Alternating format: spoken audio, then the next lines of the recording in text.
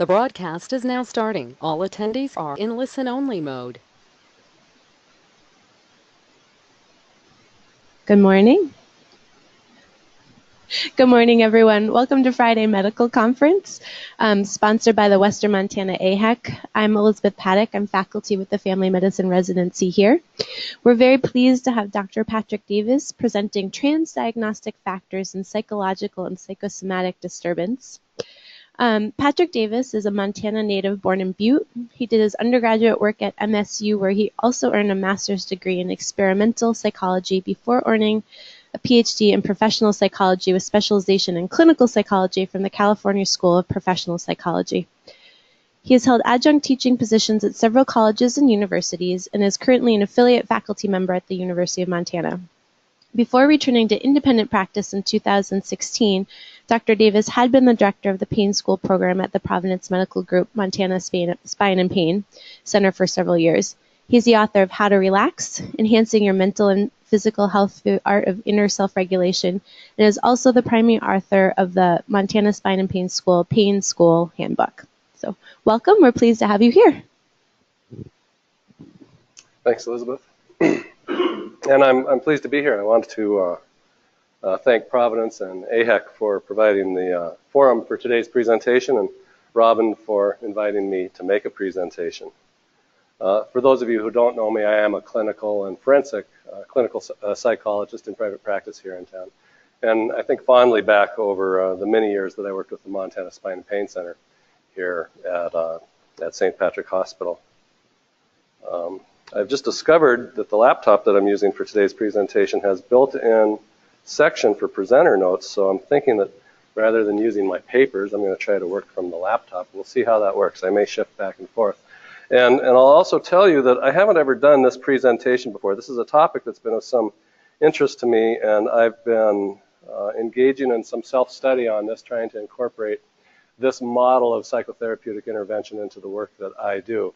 And so when Robin asked me if I would like to do a presentation here, I thought it would be interesting to see what I could do to incorporate these concepts that I'm learning about, this trans-diagnostic model for the treatment of emotional disorders, into the work that we do in working with people who have chronic pain and other types of somatoform or psychosomatic disorders.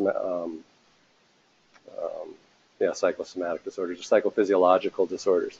So that's what I've tried to do with this presentation today. Mainly I'm going to talk about the idea of this trans-diagnostic approach to the treatment of emotional disorders, but I'm going to fold in some information relevant to somatoform and psychophysiological disorders as well. For my colleagues in the mental health, or actually for my colleagues in the field of physical medicine, who I suspect are the majority of the audience today, I hope the presentation will help to sweep away some of the mystery that I think often surrounds the work that mental health professionals do, especially mental health professionals that work in the CBT or cognitive behavioral therapy tradition. And for any colleagues in the mental health field who may be tuned in today here or elsewhere, who may not have been exposed to this trans-diagnostic model yet, as it is really a relatively new development in the field of mental health, I hope that the presentation will provide a useful introduction to the model, as well as some useful resources.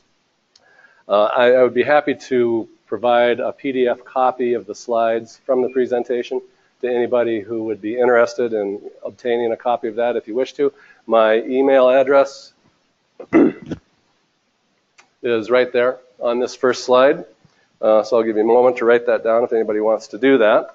Or the phone number, you can also call me as well, and I'd be happy to provide that to you if you would like that.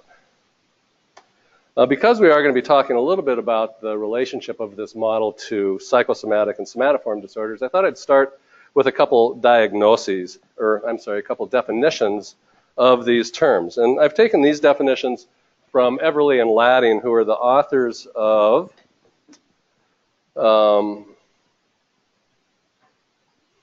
Clinical Guide to the Treatment of Stress Response. That book is now out in its third edition. It's kind of a classic in the field. And so I think it might be a little bit useful just to review these definitions at the outset. So psychosomatic and psychophysiological disorders refer to disorders that are characterized by physical alterations, actual changes in tissue, initiated or exacerbated by psychological processes. If tissue alterations are significant enough and if the target organ is essential, then psychosomatic disorders could be life-threatening. Somatoform disorders, which is the formal title of the section in the DSM-5, by this definition involve only functional impairments of sensory or motor systems and therefore cannot threaten life. Like the psychosomatic disorders, they are psychogenic, but unlike the psychosomatic disorders, somatoform disorders entail no true tissue pathology. So,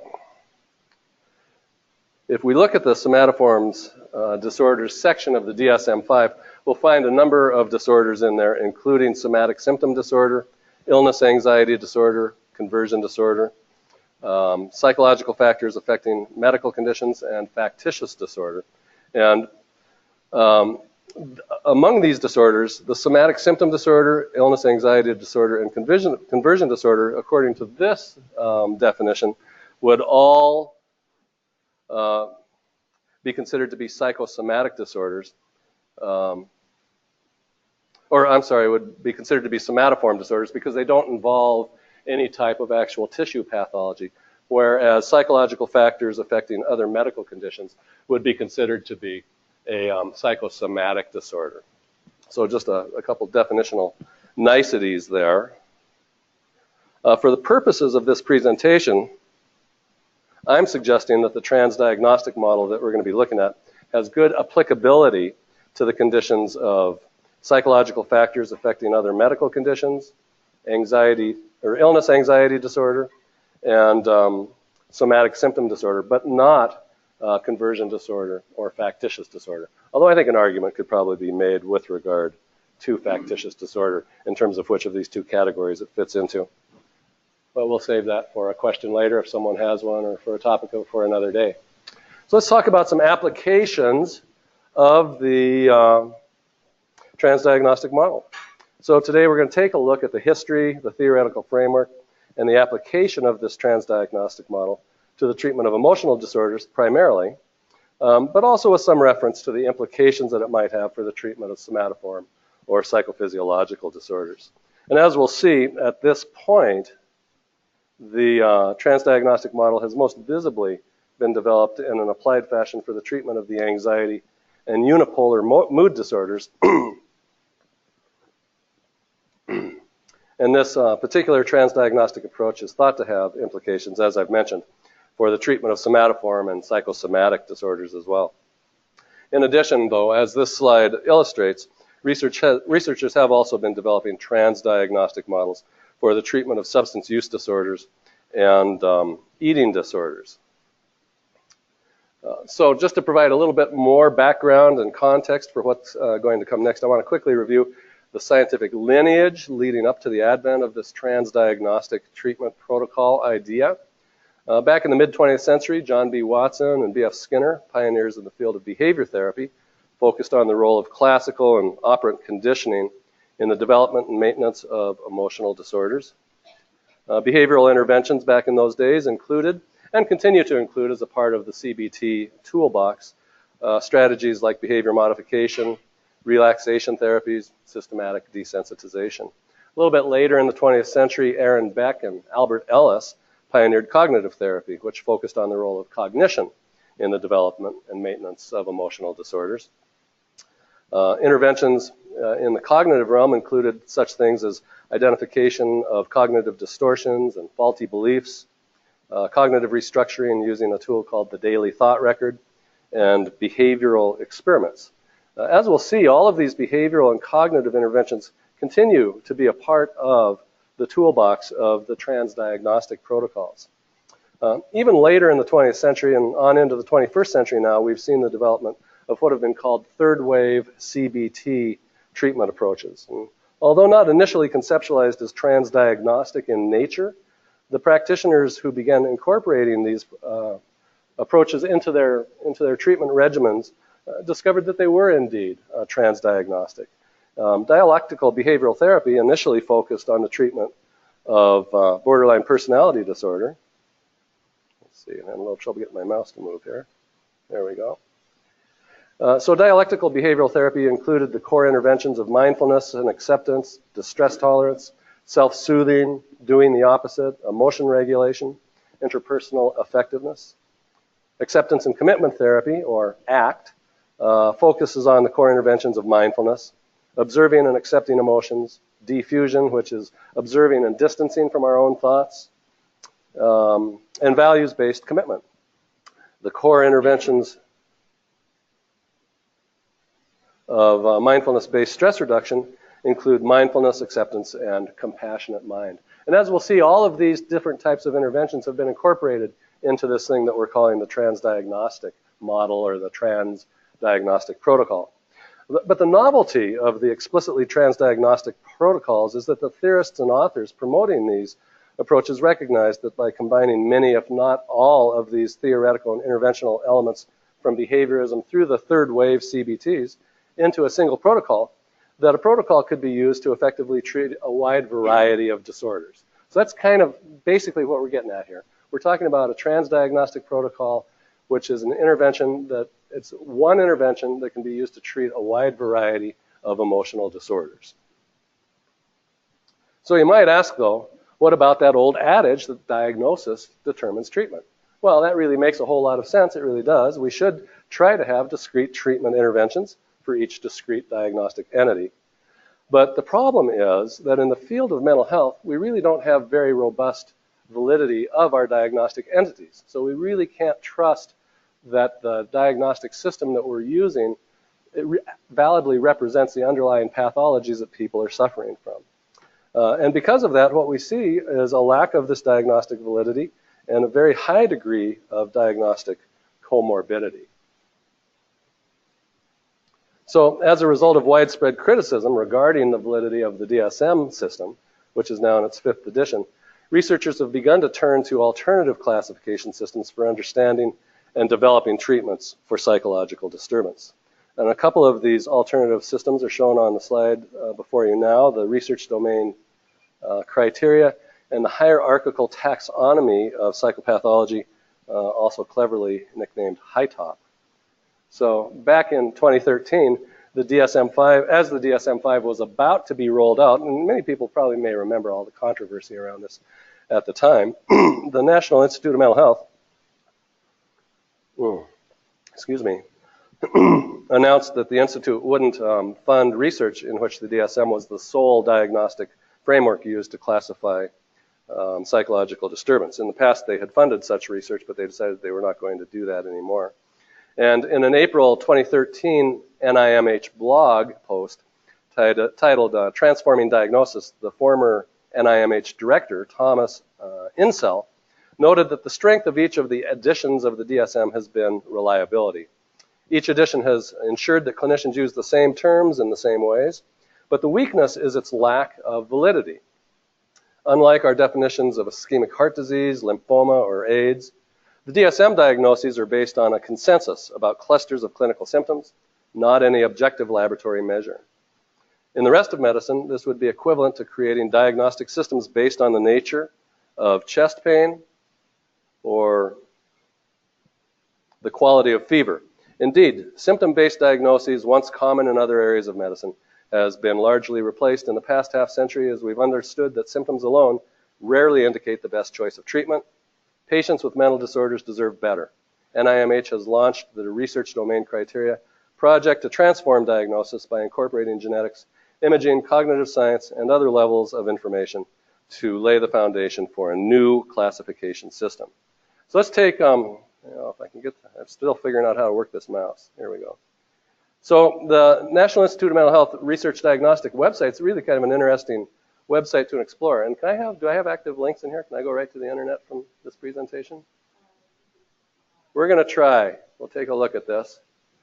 Actually, I probably better find my paper page here. I'm going to do this. I think this is just kind of an interesting thing. If people, has anybody checked out the Research Diagnostic Criteria website? It's kind of a cool thing. And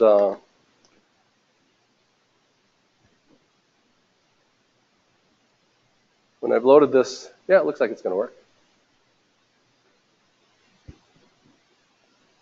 It takes a minute to load, but there it is. So this is what the National Institutes of Mental Health is using to base. It's not up there? Oh, gosh darn. It's on the computer, but not on the screen. Okay. Let's see. And that didn't make any difference.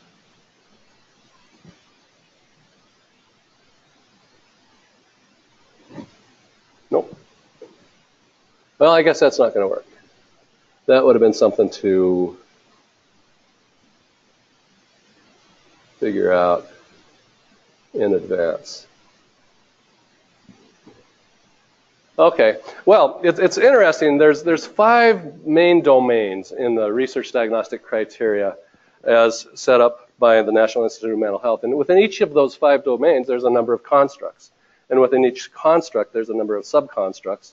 And then at that, whatever the bottom level of analysis is, whether it's a construct or a subconstruct, there's 8 levels or 8 units of analysis that they are trying to explore. And in fact, I'm going to bring it back up here for me to look at least so I can tell you a little bit more about it. So the 5 domains are negative valence systems, positive valence systems, cognitive systems, social processes, and arousal and regulatory systems. And within each of those systems, or each of those domains, there are subdomains.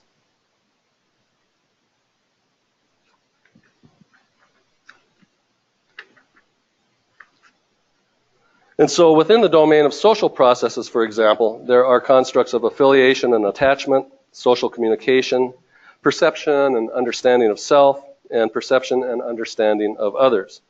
And we can then look further into the construct of perception and understanding of others and look at the subdomains or subconstructs within that construct, which include animacy, perception, action perception, and understanding of mental states.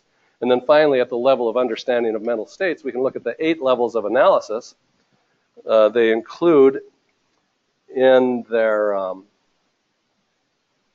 system as it's currently conceptualized, which include genes, molecules, cells, circuits, that's neurological circuits, physiology, behaviors, self-reports, and paradigms, with paradigms being tools that are used to test whether or not a person demonstrates a certain characteristic or a certain mechanism or factor that might be related to some sort of disorder.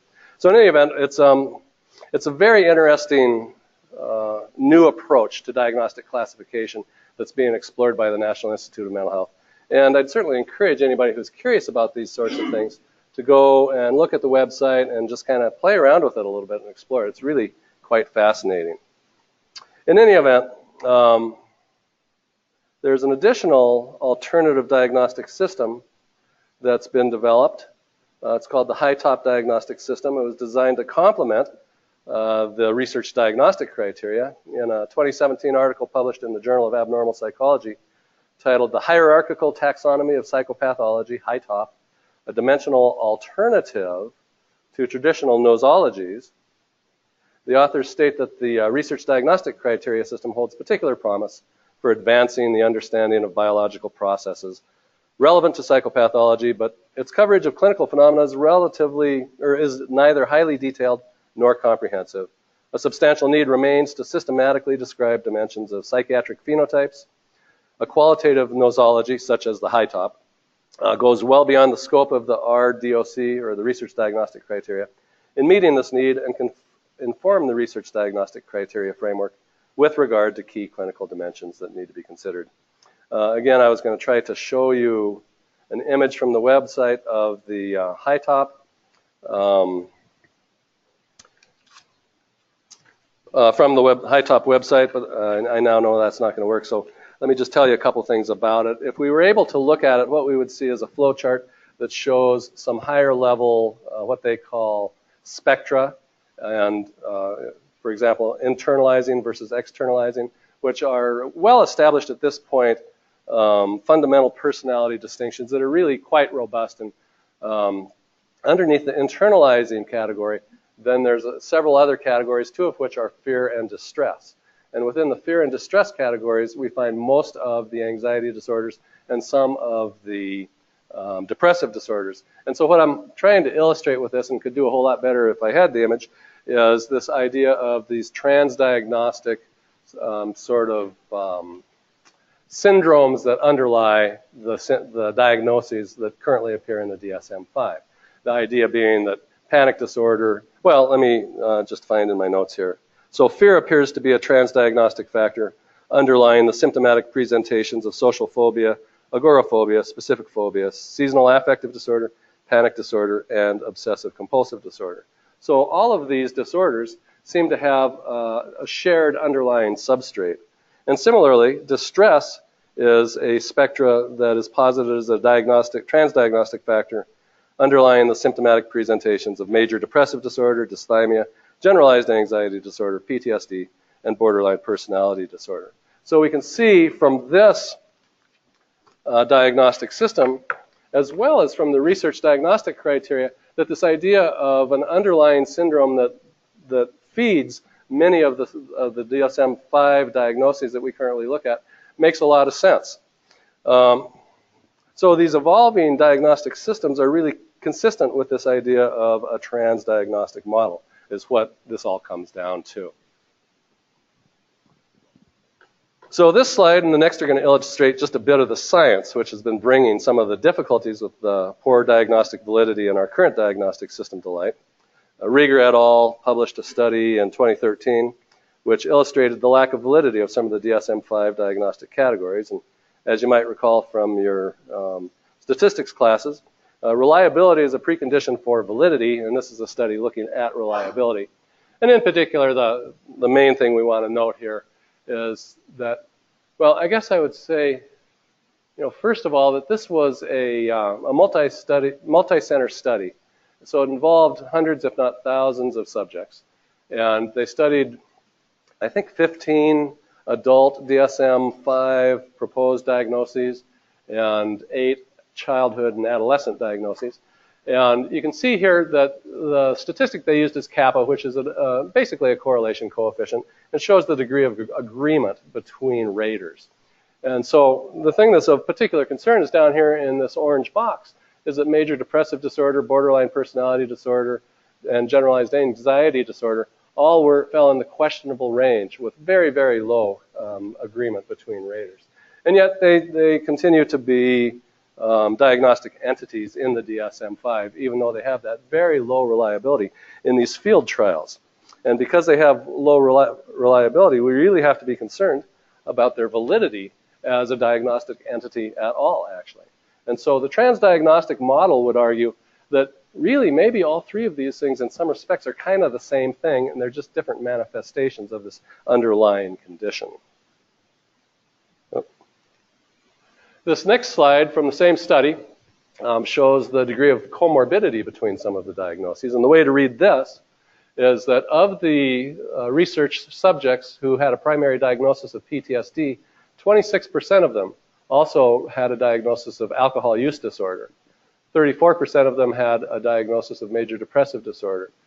15% minor traumatic brain injury, 13% borderline personality disorder, and 16% other. And so this just shows the really high level of comorbidity between a lot of these diagnoses. The authors stated, it's instructive to note that a minority of patients had a single or pure diagnosis of any of these conditions, and that these are the patients who were typically included in the DSM-4 field trials and who are typically selected for clinical efficacy trials.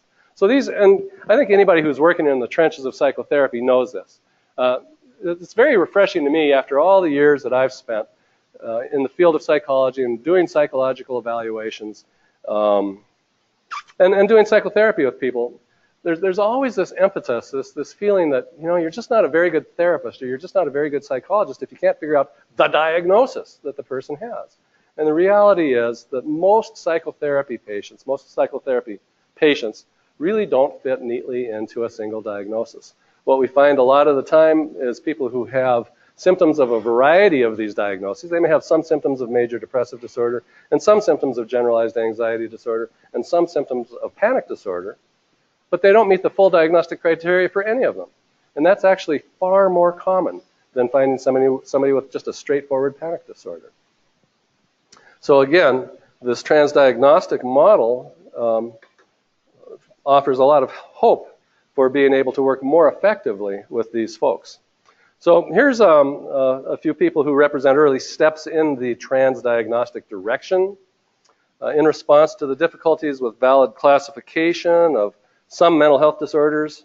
Tyre, I guess is how you'd say that individual's name, and colleagues back in 1992 conceptualized the general neurotic syndrome as a persistent or relapsing disorder of combined anxiety and depressive symptoms associated with anxious, dependent, and obsessional personality dysfunction.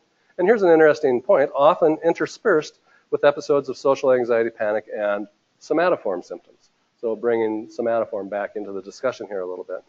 Using the general neurotic syndrome as a starting point, Farchione and colleagues suggested that under this conceptualization, heterogeneity in the expression of emotional disorder symptoms, for example, individual differences in the prominence of social anxiety, panic attacks, or anhedonia, is regarded as a trivial variation in the manifestation of a broader syndrome. So we're talking about this broader syndrome again. If this is indeed the case, developing treatments that directly target this underlying syndrome rather than symptom-specific variations of the syndrome allows for the possibility of a much more parsimonious approach to treatment and potential to improve both dissemination and training. So again, that broader underlying syndrome, again, is what we're targeting with this trans-diagnostic model.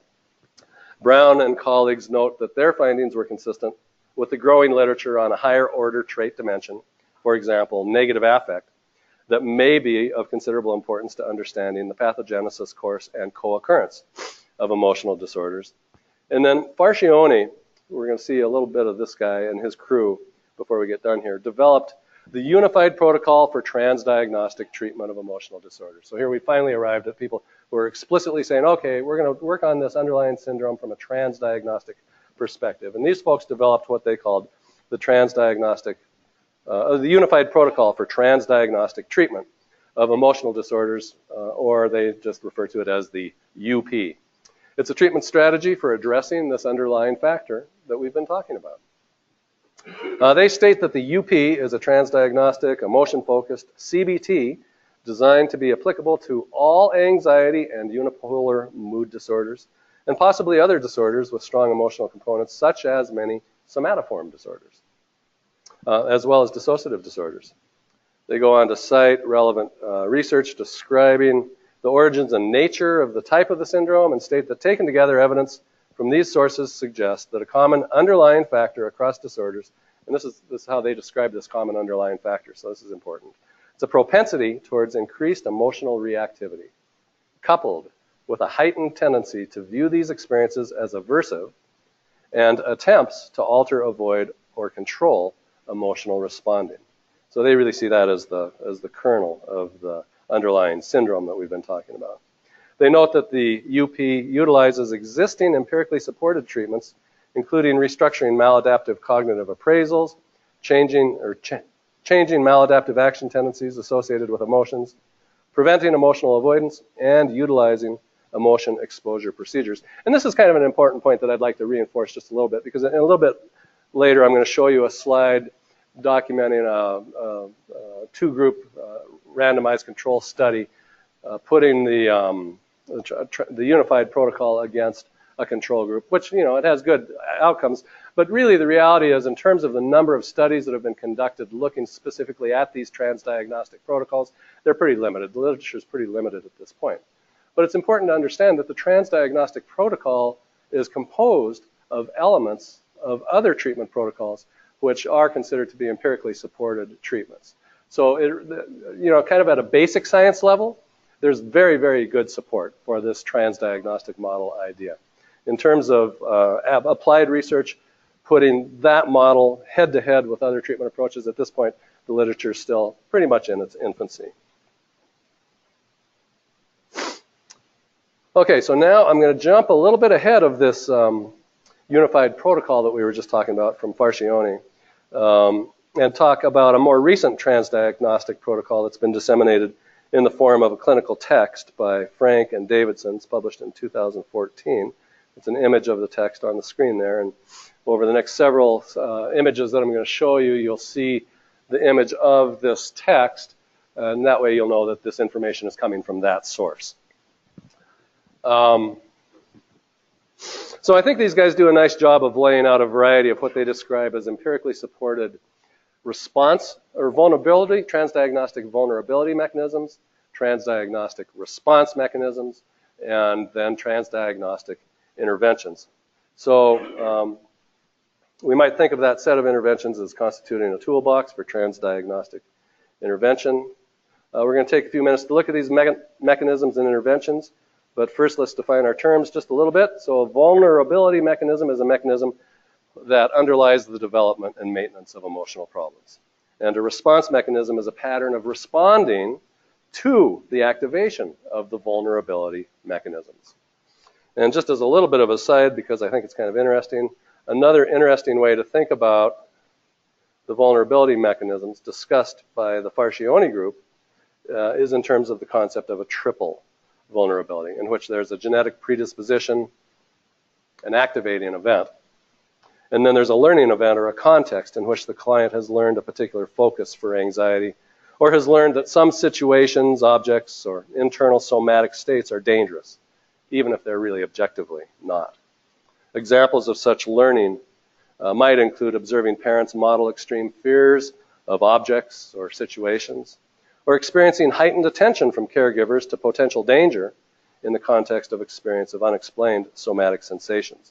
You can see how, in that latter case, that might lead someone to be an individual who, as an adult, becomes someone who excessively utilizes healthcare services.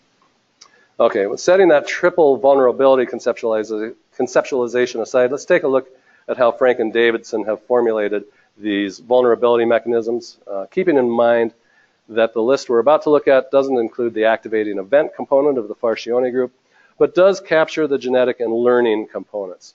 So again, remember, in Frank and Davidson's model, there's vulnerability mechanisms, response mechanisms, and interventions. And so first we're going to look at some of the vulnerability mechanisms. There's a couple slides of these. This is the first one. In the interest of time, I'm not going to define each of these mechanisms, and you're probably glad to hear that. But I will point out that, because there's some things that might be a little bit obscure to some folks, that negative schemas include negative beliefs about oneself, others, the world, or the future, and that metacognitive beliefs are beliefs about one's own cognitions. For example, thinking that negative thoughts about others are evil and that one deserves punishment because of those negative thoughts, or thinking that if one does not worry, that bad things will happen.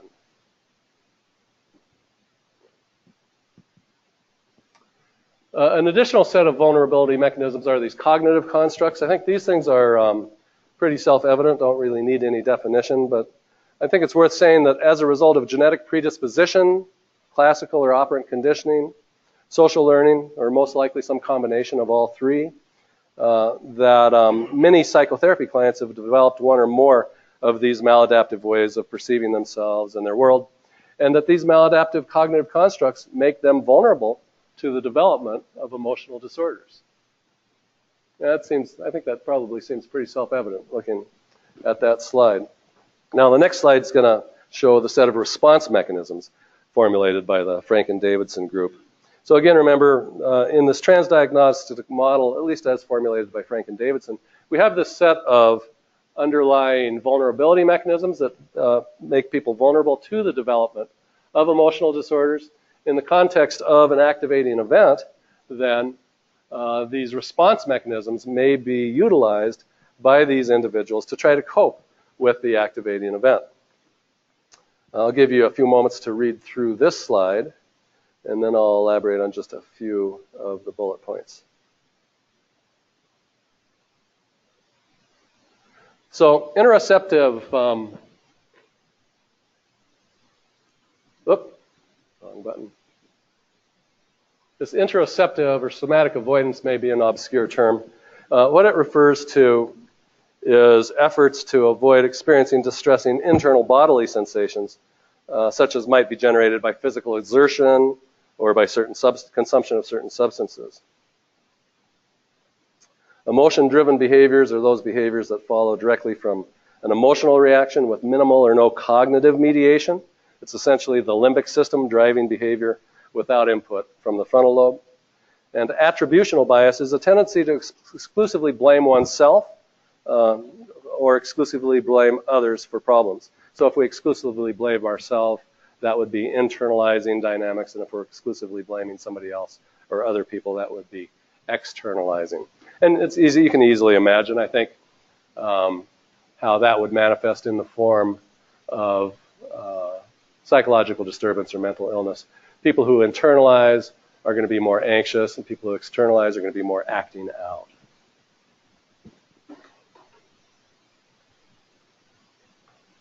Now this slide and the next one show the menu of interventions identified by Frank and Davidson. In many cases, interventions follow logically from identified mechanisms. For example, behavioral activation. Well, let's look at both slides for just a second here.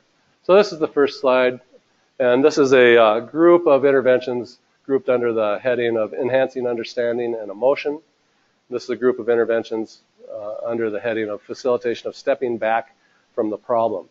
This is this idea of stepping back from the problem is a very third wave CBT concept. You find this in mindfulness-based stress reduction, acceptance and commitment therapy, and in dialectical behavioral therapy. And it's this shift that we've kind of had in the mental health field, I think, from thinking that we have the capacity to cure anxiety or that we have the capacity to cure depression, and that rather than trying to completely eliminate symptoms, the idea is to figure out how to be in a different sort of relationship to our symptoms so that we can still live a meaningful and valued life.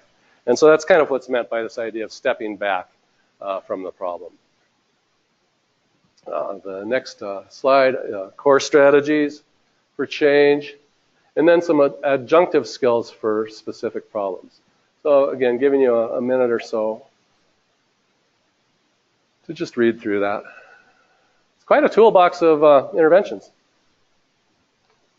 when you think about it.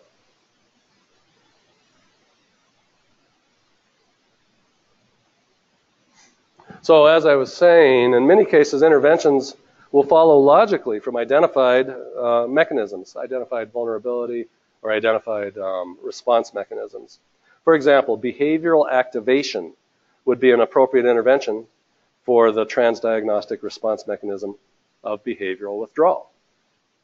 And cognitive restructuring would be an appropriate intervention for the trans-diagnostic response mechanism of cognitive misappraisal.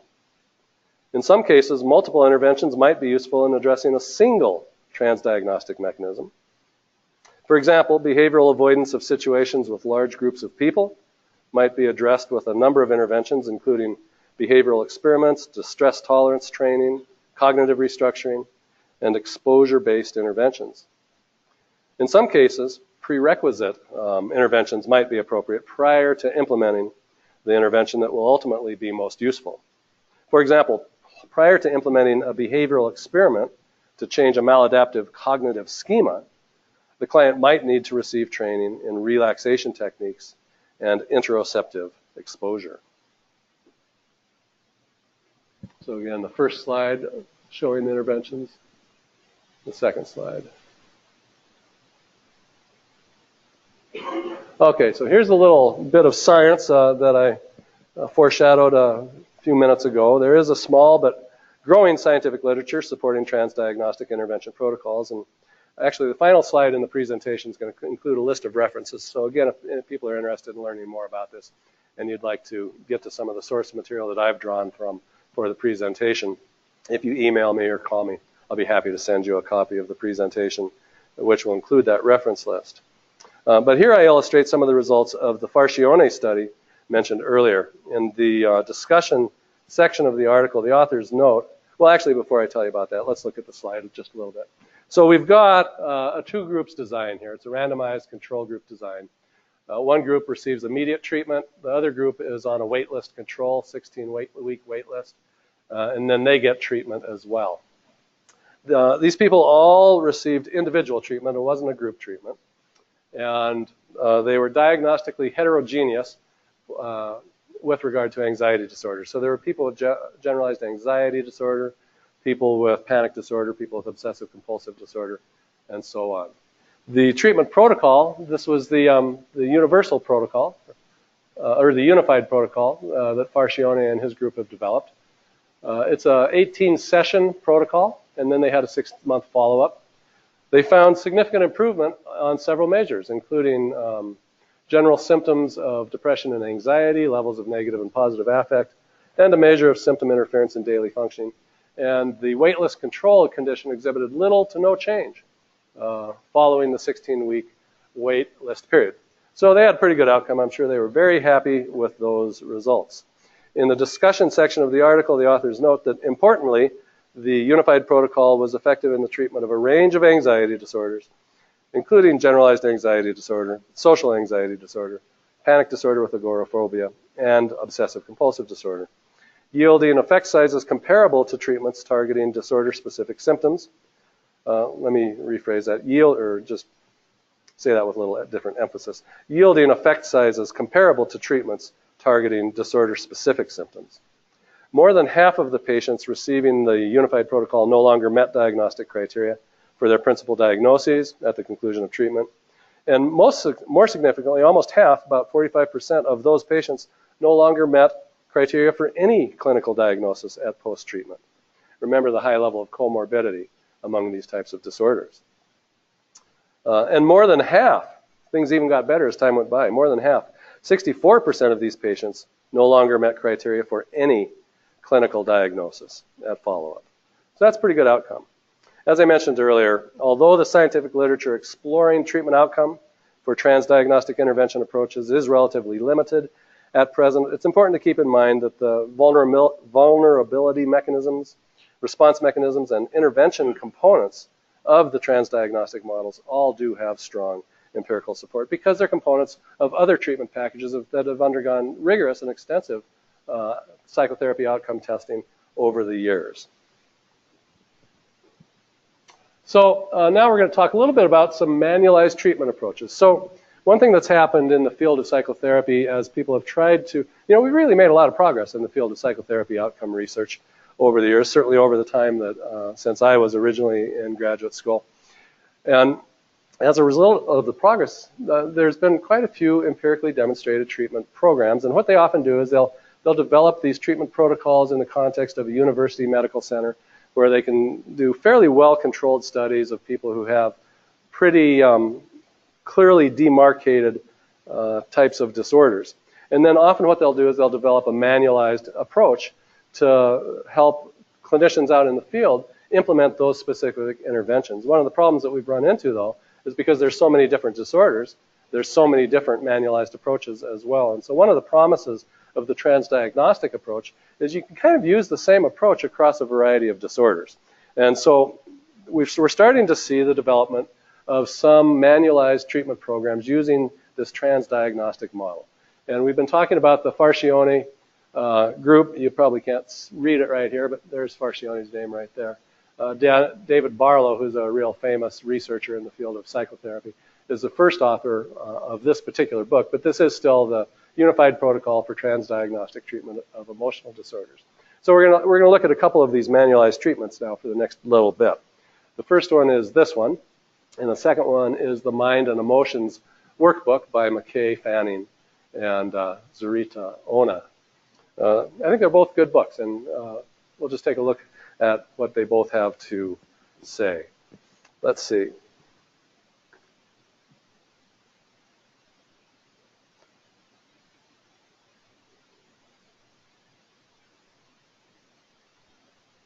Oh, I wanted to say that, there's been a bit of pushback against manualized treatments by psychotherapists just out in the field, and it's because these things are really kind of developed in, the ivory tower sort of setting where everything's really carefully controlled, and it's relatively easy to implement a treatment intervention in a real stepwise kind of way. But out in the field, out in our offices, just downtown, it's really often not that easy. And so the goal or the aspiration might be to take a program like the Unified Protocol, which is an 18-week program, and do it in 18 weeks. But if you're working with somebody on an individual basis, you're often going to find that that really doesn't work very well.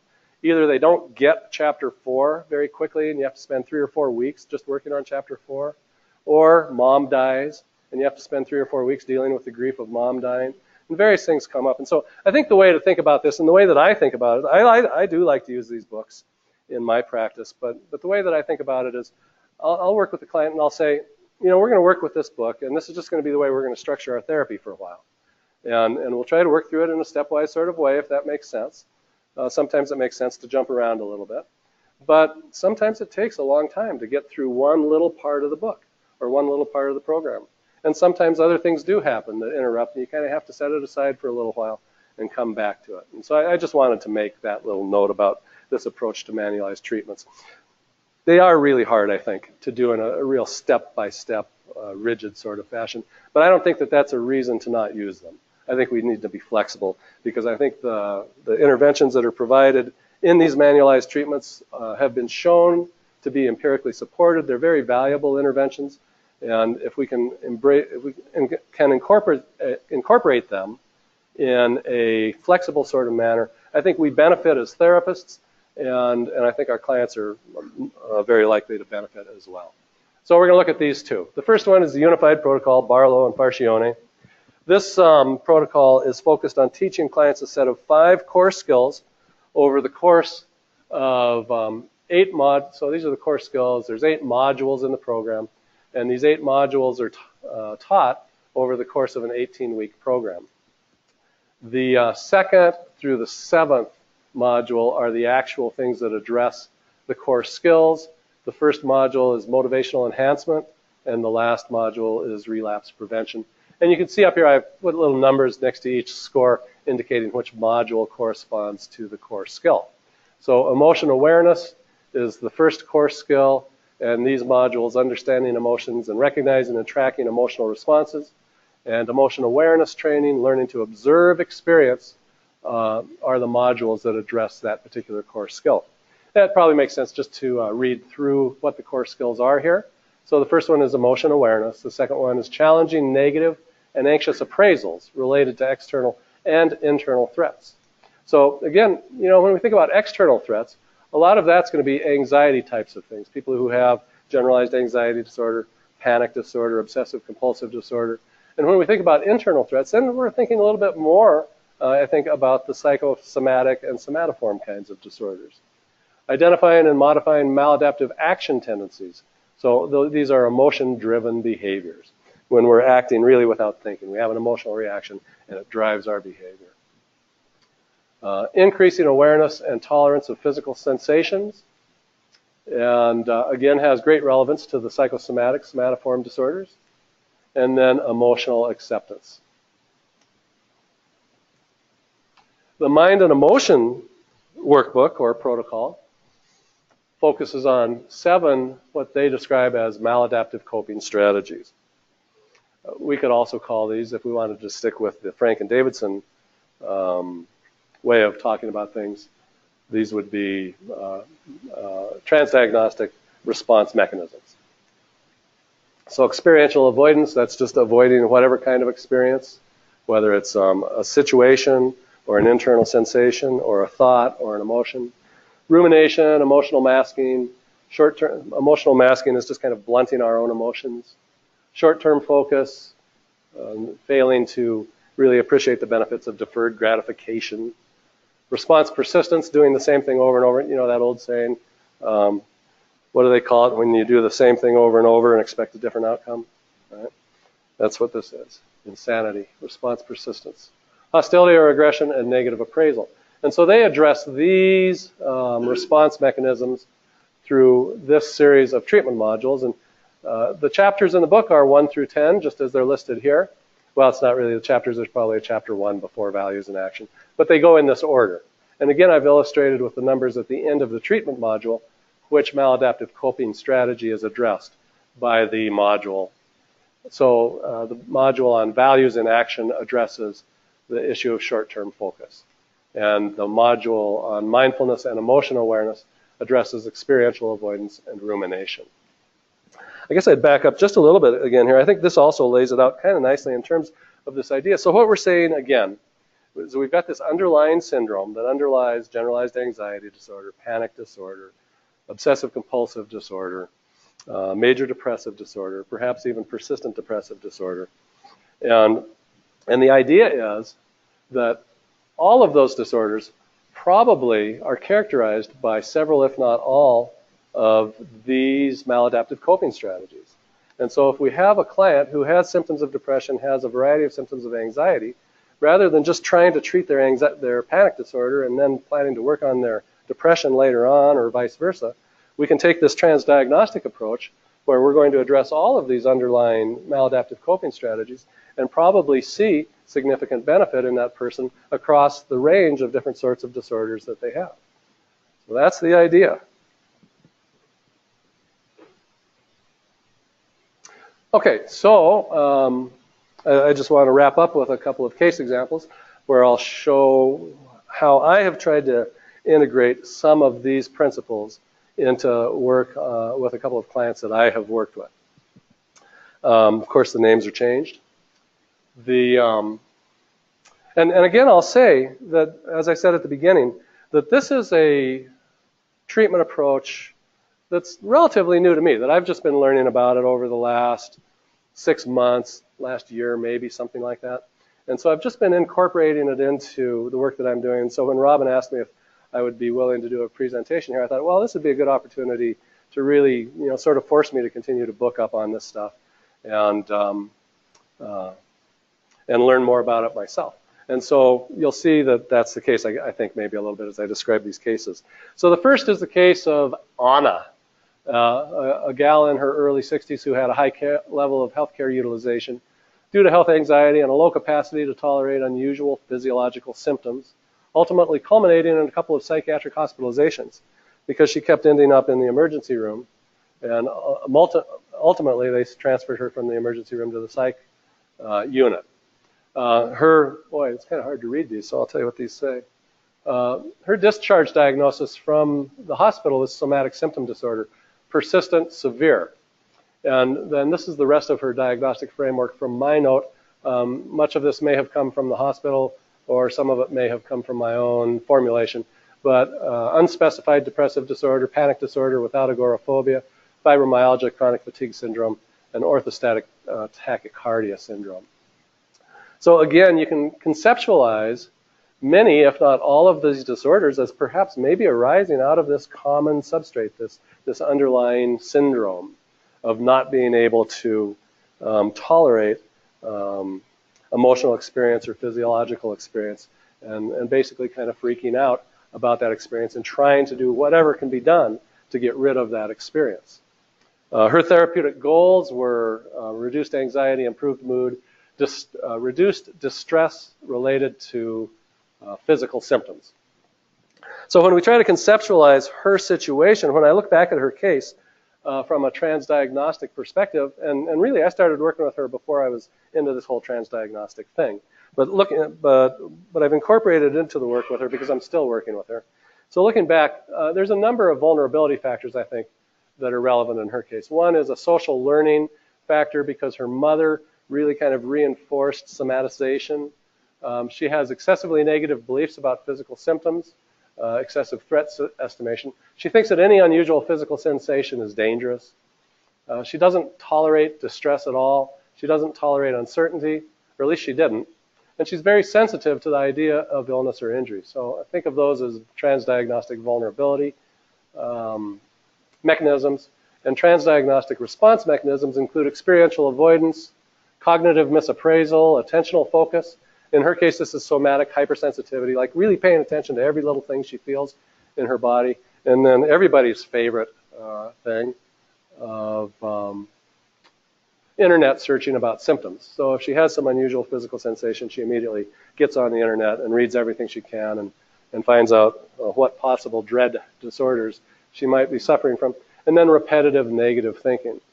And then, so some of the value, or some of the interventions, which qualify, I think, really as trans-diagnostic types of interventions that I've used with her, some before I was thinking trans-diagnostically in some sense, include values clarification, cognitive restructuring, mindfulness in daily life, quieting practice, and defusion. Again, this concept of defusion is this idea of getting some distance from our own thoughts and really from our own emotional reactions. A lot of us go through life never critically thinking about our own thought content or our own stream of consciousness. And so we interpret the world, or we see the world through the lens of our thoughts. And that causes an awful lot of difficulty for an awful lot of us, because an awful lot of our thoughts are irrational in one way or another. And many of our emotional reactions don't really represent any kind of danger in the world, and yet we react as if they do. So how did things go with her? Well, so this is the kind of case that you like to present because it had a really good outcome. These, I have her rate her depression, anxiety, catastrophizing, somaticizing, fear of symptoms, negative self-talk, sleep, fitness, and coping on little rating scales every time she comes in for an appointment. So I'm able to track this stuff. And it looks like a very precipitous improvement in symptoms here, but it's not exactly the case, because this blue bar right here is from our first or our second contact back in May of last year. And then the orange bar is an average of her ratings between May and December of last year. This gray bar is the average between January and March.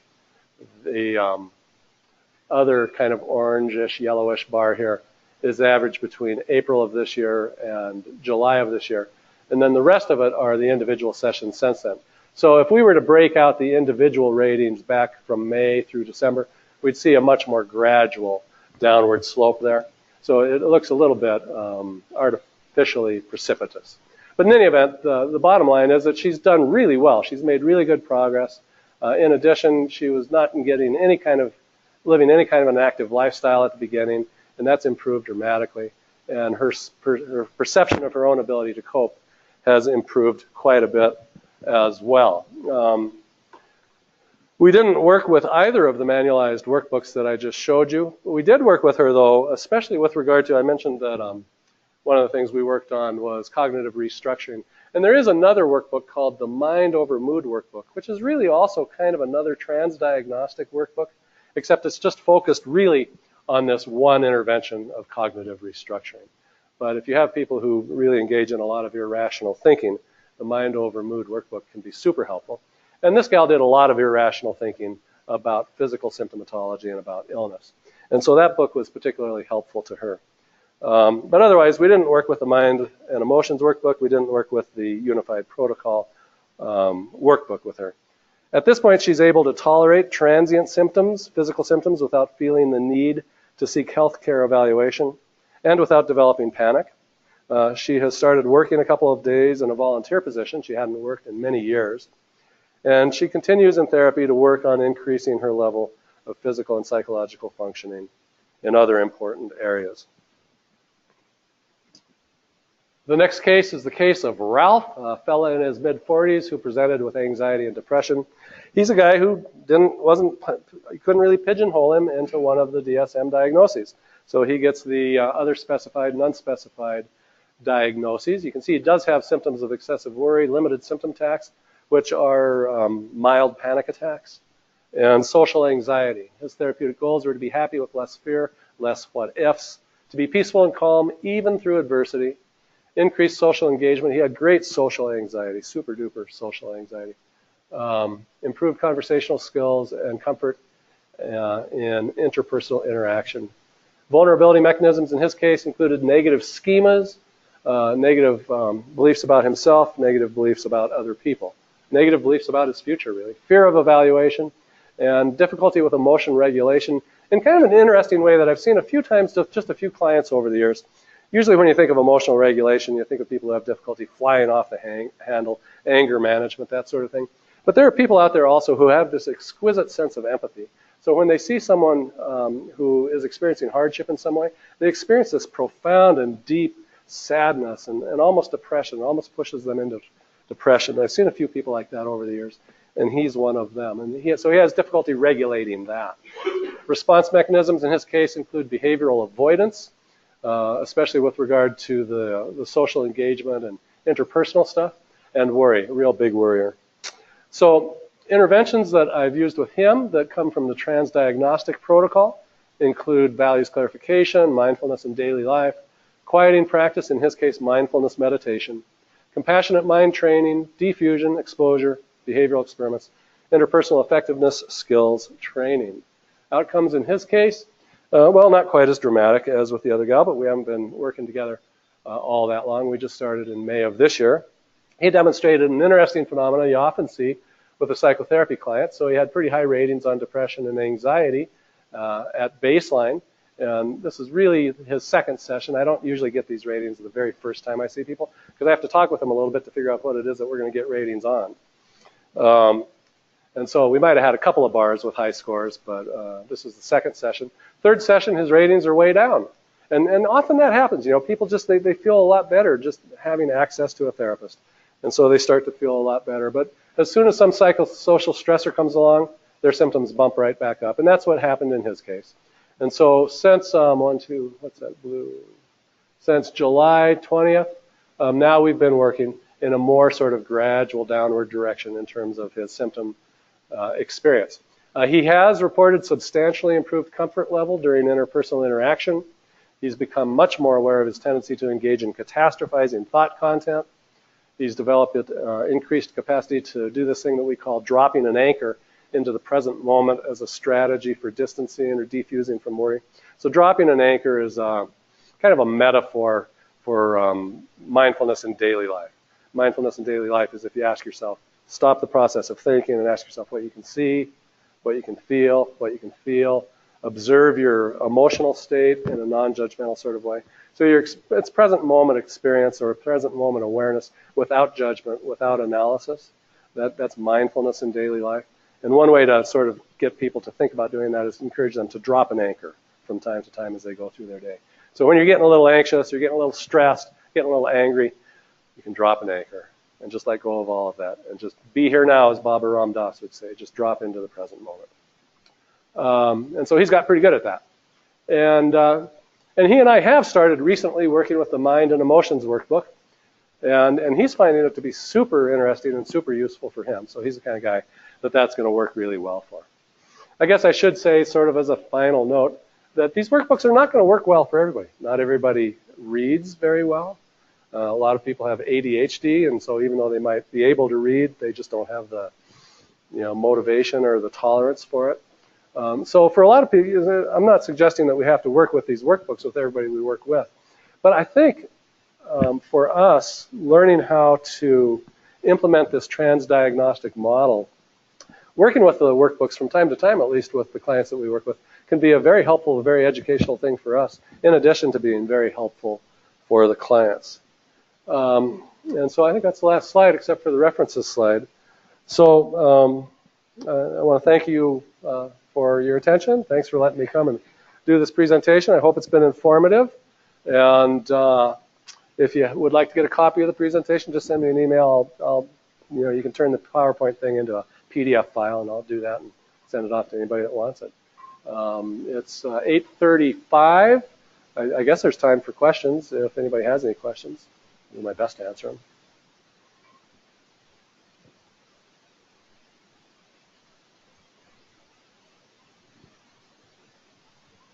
That's always the mark of a really excellent presentation when nobody has any questions, right? Yeah.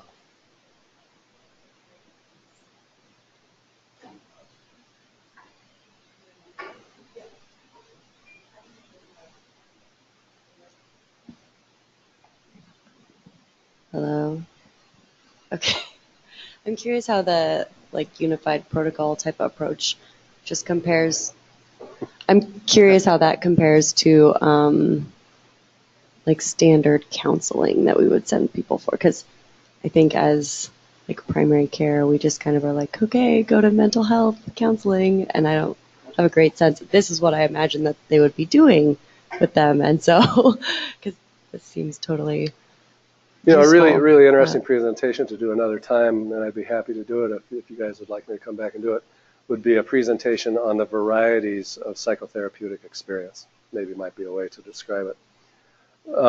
So these days, people in physical medicine often will refer people for counseling, and quite often they just say CBT. CBT's become kind of a buzzword. But the reality is that there's a variety of different approaches or schools of thought when it comes to psychotherapy. CBT has the most empirical support. It's the most well known these days. But there's, you can go back to the time of Freud and psychoanalysis, which then evolved into an approach called psychoanalytic psychotherapy or dynamic psychotherapy. There's still an awful lot of people who practice from that perspective. And it's a way different approach. It's a much more non-engaged, well, I shouldn't say non-engaged, but non-directive kind of approach where the therapist does an awful lot of listening and occasionally makes an interpretation that is hopefully going to provide insight that's going to result in some kind of behavior change for the patient. That particular approach persists. There's person-centered counseling, reflective listening, which an awful lot of counselors do. Again, they figure that if people just come and talk, that they'll kind of figure it out on their own as long as they have somebody who's like a sympathetic listener, right? And then there's a variety of other approaches. There's EMDR's had a lot of popularity in recent years. Thought field therapy is out there. If you go back in time, you'll remember Gestalt therapy and existential therapy. You'll still find people doing those things as well. So there's really a wide variety of approaches. There's been quite a bit of psychotherapy treatment outcome research that's been done comparing various of these approaches to each other. And it would be interesting to do a presentation sometime summarizing a lot of that data. I'm a little hesitant to throw out statistics about that stuff. But I know one thing that seems to come up quite a lot is the different therapeutic approaches often don't seem to be a whole lot different in terms of effectiveness overall, although there has been some definite advantage shown for the CBT, the cognitive behavioral therapies, for some of the specific anxiety disorders, and I think for depression also. Although with depression, I think interpersonal psychotherapy, which is yet another approach that I hadn't mentioned, has also been shown to be an empirically supported approach for treatment of depression. So there's really quite a wide variety. Yeah. And how this particular, the trans-diagnostic approach measures up to these other approaches, I think is a little early to say, because this whole trans-diagnostic concept has only really been around as a treatment protocol for maybe 5 years, and so it's really in the early stages of research. But again, the underlying components that constitute the trans-diagnostic approach, traditional CBT, traditional behavior therapy, these third wave CBTs, have much more research behind them. And I think that they do stand up very favorably to any of the other therapeutic approaches, and probably are a little bit ahead, I think. Yeah. And since they're the constituent components of the trans-diagnostic approach, I think we would find the same thing with the trans-diagnostic approach. In the long run, we'll probably find the trans-diagnostic approach is probably even better. But it's premature to say that. Yeah.